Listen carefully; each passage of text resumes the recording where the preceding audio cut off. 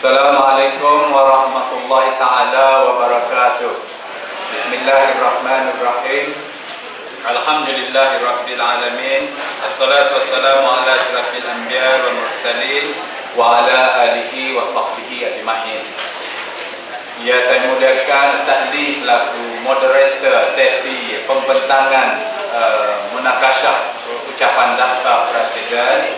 Yang saya hormati dan muliakan yang berhormat Datuk Ustaz Ahmad Yaakob selaku YDP PAS kawasan Tumpat, merangkap naib Ketua Dewan Ulama PAS Pusat, merangkap ahli Majlis Syura Ulama PAS Pusat, dan juga Timbalan Menteri Besar dan Timbalan Putrajaya PAS Negeri. Dan saya kasihi Saudara Muhammad Nawawi Haji Adam selaku pengurusi majlis pada hari ini merangkap sebagai Ketua Penerangan PAS Kawasan. Yang saya muliakan Saudara Jamaluddin Ishaq selaku Setiausaha PAS Kawasan. Yang saya hormati dan muliakan Al-Fadhil Ustaz Nidis selaku Ketua Urusan Ulama dan seluruh pimpinan ulama. Yang saya muliakan saudara saya Haji Rusli Abdullah selaku Ketua Pemuda dan seluruh pimpinan pemuda. Yang saya hormati Ustazah Hafizah dan seluruh pimpinan dan jentera muslimat, penyelia dun, adun-adun, pemimpin-pemimpin dan seluruh yang hadir pada pagi ini.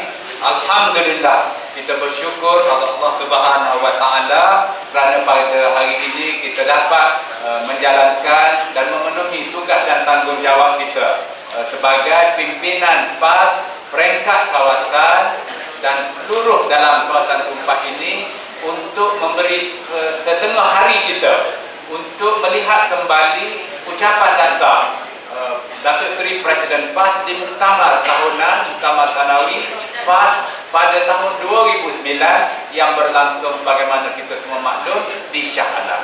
Jadi pada pagi ini kita telah mendengar sebentar tadi ucapan oleh Datuk YDP kita, dan saya yakin bahawa apa yang disebutkan oleh beliau itu banyak memberikan manfaat dan sebenarnya merupakan satu bahagian dan komponen yang penting dalam kita dalam majlis munakasyah kita pada hari ini. Jadi saya harap bahawa kita mengambil berat akan pandangan beliau yang menekankan tugas dan tanggungjawab kita selaku pimpinan parti peringkat kawasan, peringkat peti undi, peringkat cawangan, peringkat lajnah-lajnah dan peringkat dewan-dewan.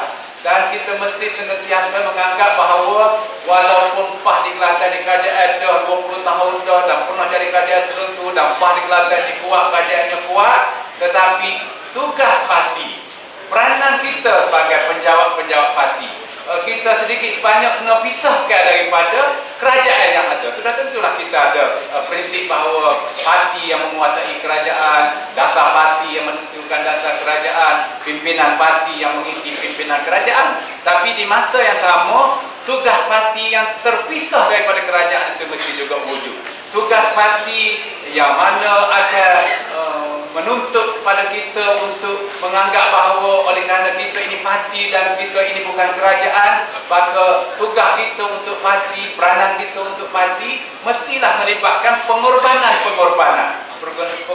masa, pengorbanan wang ringgit dan sebagainya. Kalau kita kira di kerajaan mana semuanya kena ada allowance, semuanya kena ada bayaran, semuanya kena ada upahan dan sebagainya. Kalau itu yang pemikiran kita, maka saya bimbang bahawa sebagaimana yang berlaku kepada UMNO, semuanya duit dan PT semuanya ada kira-kira. Undi pun kena kira, nak mari ke majlis-majlis program-program parti pun kena kira, kena ada bayaran upahannya.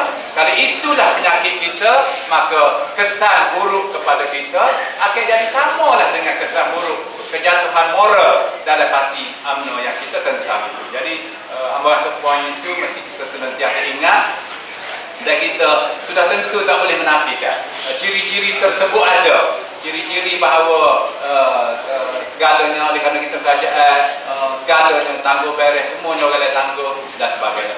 Saya harap ciri-ciri tersebut tidak membiak dengan lebih daripada yang berlaku, dan kita harap bahawa kita kita akan kembali kepada kemurnian perjuangan Islam kita, kembali kepada pemahaman kita bahawa perjuangan parti ini sudah tentu akan melibatkan pengorbanan, sudah tentu akan melibatkan bahawa kita tidak nak mengira pulangnya dari segi keuangan atau kebendaan semata-mata. Sudah tentu sebagaimana Ustaz Mak sebut tadi, ialah harapan kita, doa kita, kita berjaya di dunia, kita juga berjaya di akhirat insya-Allah. Kita hanya ada lebih kurang 1 jam untuk memenuhi semua majlis ini, sehingga majlis penutupnya pukul 12. Jadi hamba nak lebih kurang kali setengah jam ke, lepas tu sesi dengan lajnah setengah jam lagi, insya-Allah kita atur. Dan oleh kerana munakasyah ini ada suatu program pusat, maka pimpinan pusat telah untuk menyeragamkan supaya seluruh negara, peringkat pusat, peringkat negeri, kawasan, bagaimana Datuk Ustaz Mak buat tadi, ada menerima bahan-bahan dan kupasan yang seragam. Maka dibuatlah kertas untuk dijadikan kertas asas dalam perbincangan mengenai ucapan dasar Presiden. Jadi waktu kita akan baca, seolah-olah baca bersama dan ulang sikit sebanyak dalam masa setengah jam yang ada. Sebelum amba betul ni secara resminya, amba nak sebut juga 2 perkara lagi. Pertamanya ialah bahawa kita berada dalam suasana pilihan raya yang dekat. Limpik siang kata di bak ramalan pilihan raya akan datang pada tahun 2011. Kalau 2011 ni 2010. Akhir bulan pertama 2010. Maknanya kita ada 11 bulan lagi nak jumpa dengan 2011. Ramalan limpik siang tu bukan ramalan dia seorang. Amba rasa kebanyakan kita pun lebih kurang agak begitu juga. Datuk Najib dia akan susun seboleh-bolehnya, dia akan cuba pulihkan parti dia sepulih-pulihnya, dan dia akan cuba pulihkan ekonomi sepulih-bolehnya, dan sudah tentu bila dia rasa molek lebih kurang belakang, dia akan buat pilihan raya. Kecenderungan Perdana Menteri di mana-mana pun dalam sistem demokrasi, dia akan cuba bila dia ambil kuasa tu, dia akan buat pilihan raya secepat-cepatnya. Sebab orang kata istilahnya dia nak mandat tu mandat dia, bukan mandat Perdana Menteri sebelumnya. Maka oleh kerana mandat dia boleh pilih calon dia sendiri, dia boleh pilih kabinet sendiri, kurang terikat kepada pimpinan-pimpinan yang lama. Jadi kita kena fikir bahawa pilihan raya lebih kurang setahun lagi lah. Jadi hok Datuk Selamat kata nak perhidupkan cawangan, nak perhidupkan UPU tu, kita kena mikirlah ni dah. Nak impon duit untuk UPU untuk menghadapi pilihan raya tu, kita kena mulalah ni dah. Kalau setahun lagi, kata 12 bulan lagi pilihan raya, tiap-tiap petinggi nak 5,000 katakanlah. Jadi 5,000 nak bagi dengan 11 bulan, 12 bulan, ada nak putih lagu mana ni supaya sampai 5,000 insya-Allah sebelum kita jumpa tahun 2011. Itu pun kena start fikir dah insya-Allah kita di peringkat kita ini. Jadi oleh kerana pilihan raya kita buatlah andaian 2011. Berkaitan dengan tu saya nak sebutnya ialah sejarah Malaysia, yang mana Datuk Ustaz Mak sebut juga, bahawa tiap-tiap Perdana Menteri Malaysia ni apabila dia menghadapi pilihan raya sebagai Perdana Menteri, dia akan benar besar.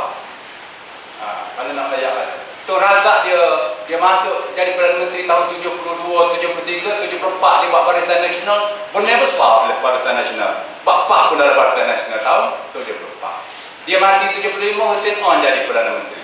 Hussein On buat pilihan raya tahun 78, Pah kalah di Kelantan tahun 78 kalau kita ingat. Sebelum tu tahun 59 katakanlah, Tengku Abdul Hamid jadi Perdana Menteri, dia buat pilihan raya, waktu soal Pah boleh benar besar di Kelantan, boleh jadi kerajaan juga di Terengganu. Sebab apa? Kalau nak tanya hamba ulasan hamba, tahun 59 itu boleh dikirakan tahun dan pilihan raya yang pertama dan yang terakhir yang benar-benar demokratik. Demokratik. Kedua Mei dia nak jadi, dia masuk pilihan raya tahun 59 itu dia ambil cuti. Dia tak pakar sama tubai kerajaan, helikopter kerajaan, dia ambil cuti sebagai Perdana Menteri. Itu Razak jadi pemangku Perdana Menteri. Sebab dia semangat demokrasi, dia mengaji di England, tengok England bagaimana. Jadi demokrasi tunggu tahun 59 itu kita boleh benar. Dan habis 59 cara demokrasi sudah tak ada. Ni perupak tu dia buat isu ke apa ni perupak tu adalah isu yang mana start ada tangkap-tangkap orang dan sebagainya. Jadi hak apa ayatnya Perdana Menteri yang pertama kita tengok Razak, pilihan raya pertama dia benar besar tahun 74. Hussein Onn masuk jadi Perdana Menteri 78, pilihan raya pertama dia benar besar dan kita kalah amat terus tahun 78. Mahathir jadi Perdana Menteri 81, 82 juga pilihan raya dia benar besar juga. Dan sampai Mahathir 82 pilihan raya, 86 pilihan raya sekali dia benar besar sekali lagi. Kita hanya ada satu parlimen sahajalah.